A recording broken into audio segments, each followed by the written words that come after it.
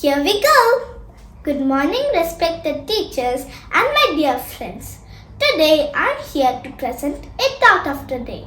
Today's thought is we should approach failure in our lives and use failure as a stepping stone towards our success.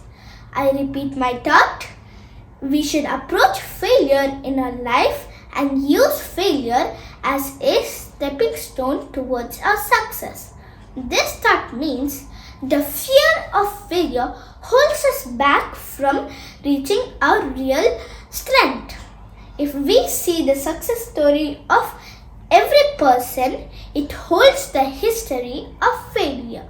So, we should think about how failure is a stepping stone towards our success. Thank you. Please like, share and subscribe to my channel for more educational and fun videos. Bye. Have a nice day.